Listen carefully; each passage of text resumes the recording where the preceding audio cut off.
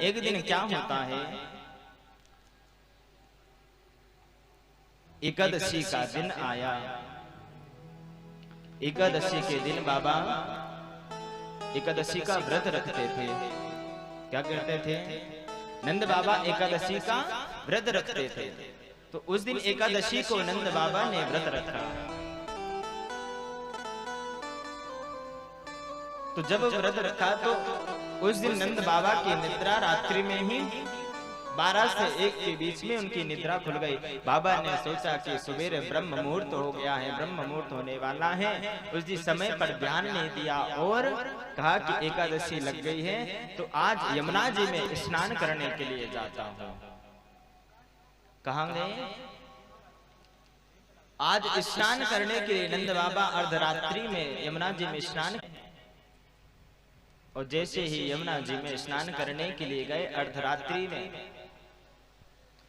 तो जब वरुण के जो पार्षद गण हैं नंद बाबा को बंदी बना लेते हैं। कहते हैं अर्धरात्रि में कभी भी तीर्थों में जाएं तो नदी में स्नान नहीं करना चाहिए, क्योंकि जो वरुण देवता होते हैं वो रात्रि में शयन कर रहे होते हैं।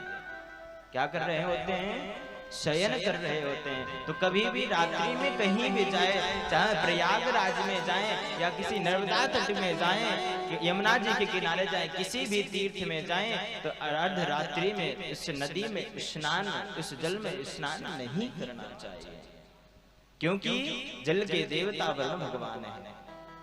वरुण भगवान रात्रि में शयन कर रहे होते हैं।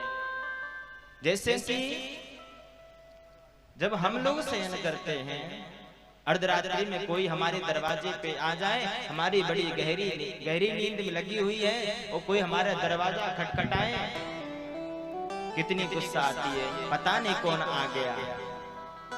आती है कि नहीं? अरे बोलो, आती है? हाँ। अरे पता नहीं कौन कहां से आ गया। तो यहां पर वरुण देवता के पार्षदों ने उनको बंदी बना लिया। अब जब प्रातः काल हुई,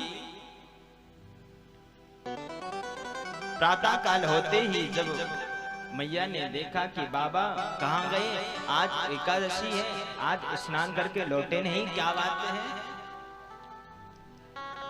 आज कन्हैया ने भी पूछा, मैया बाबा कहां गए? मैया कहने लगे, लाला आज एकादशी है ना, बाबा यमुना जी में स्नान करने के लिए गए होंगे। अब बहुत देर हो गई, बाबा ना लौटे। तो भगवान कहने लगे, लाला कहने लगे, मैया मैं बाबा को देख के आऊं। बाबा गए तो गए कहां, अभी तक स्नान करके लौटे ना है। तो यहाँ पर कन्हैया बाबा को देखने के लिए जाते हैं। यमुना जी के किनारे गए और जैसे ही यमुना जी के किनारे गए तो क्या देखा, यमुना जी के किनारे बाबा की चरण पादुका रखी हुई है, वस्त्र रखी हुई है, मगर बाबा नहीं है। तो भगवान उस यमुना जी में जाते हैं, धीरे धीरे धीरे धीरे। जैसे ही गए, वरुण भगवान ने देखा कि वरुण भगवान के पास जैसे ही पहुंचे तो देखा कि एक कोने में बाबा पड़े हुए हैं, उनको बंदी बना रखा है। वरुण भगवान ने देखा कि आज साक्षात नारायण आए हुए हैं, साक्षात कृष्ण कन्हैया आए हुए हैं। तो वरुण भगवान तुरंत वहां पर खड़े होकर भगवान को नतमस्तक करते हैं, दंडवत करते हैं, प्रणाम करते हैं। आज तो मेरे यहाँ ठाकुर आए हैं।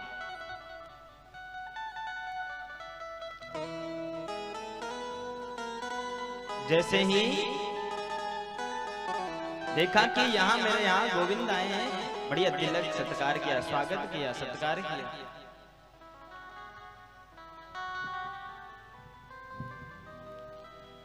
बड़े खुश हुए आज वरुण जी।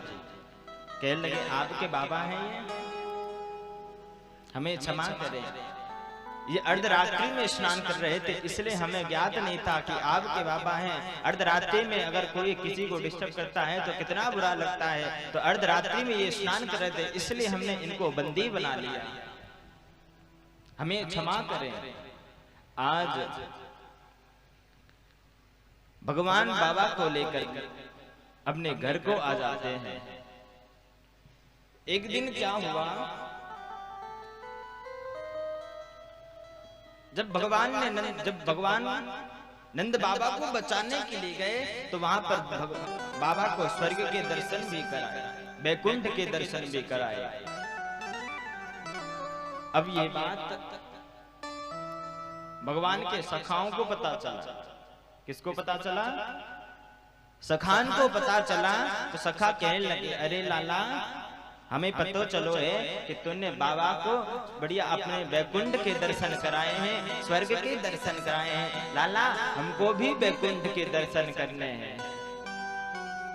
क्या कहने लगे सखा? कहने लगे, लाला, हमें भी वैकुंठ के दर्शन करा। तो यहां पर आज भगवान कहते हैं, ठीक है, आज सभी सखाओं को लेकर भगवान कहते हैं, आप नेत्र बंद करो। और जैसे ही सब लोग अपने नेत्र बंद करते हैं तो भगवान सबको वैकुंठ धाम में भेज देते हैं। अब सब लोग वैकुंठ के दर्शन कर रहे हैं, स्वर्ग के दर्शन कर रहे हैं। अब इधर क्या देखते हैं, चारों तरफ सब पार्षद ही पार्षद खड़े हुए हैं भगवान के, ना कोई किसी से कुछ बोलता। अब जब सखाओं को वैकुंठ धाम पहुंचे, वहां पर भूख लगी और वहां पर तो बढ़िया स्वादिष्ट इतनी बड़ी थाली देखी, उसमें व्यंजन लगे। लाला, अरे जामे तो माखन है ही ना, हमें तो ताजो ताजो माखन खावे की आदत है, यहाँ तो माखन भी नहीं है। धीरे धीरे आते जा रहे हैं, देखते जा रहे हैं कि स्वर्ग और वैकुंठ कैसा है। थोड़ी दूर और पहुंचे तो क्या देखते हैं, उस क्षीर सागर में बड़ा सा फन है नाग, शेष नाग के ऊपर भगवान लेटे हुए, लक्ष्मी जी उनके चरण दबा रही हैं। तो एक सखा कहता है, अरे ये तो हमारे कन्हैया जैसे दिखे। अरे लाला, तू भगवान है गोका। जैसे ही शेषनाग की तरफ देखा कि वहां पर भगवान बढ़िया लेटे हुए हैं, लक्ष्मी जी सेवा कर रही हैं, तो जैसे सखा देखते, अरे ये तो हमारा कन्हैया है, जे हमारो कन्हैया सो दिखे जे। तो अरे हमें लग रहा है कि लाला कहीं छोटो मोटो नहीं है, ये तो भगवान है साक्षात। अब एक सखा कहने लगे, अरे मोह तो यहाँ आनंद ना आ रहा है, ना माखन मिल रहा है, ना कोई किसी से राधे राधे कर रहा है, ना कोई किसी से राम राम कह रहा है, सब अपने आप में ही लीन है। क्या कह रहे हैं? ना किसी से कोई राधे राधे कर रहा है, ना कोई किसी से राम राम कह रहा है।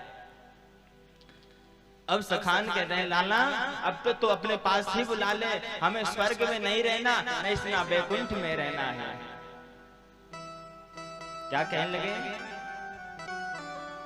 हमें इस वैकुंठ में नहीं रहना है, ना इस स्वर्ग में रहना। लाला, तू वहीं बुला रहे, जा सो अच्छो तो हमारा वृंदावन है, जा सो अच्छो तुम्हारा ब्रजमंडल है, कम से कम वहां सब राधे राधे तो बोलते हैं,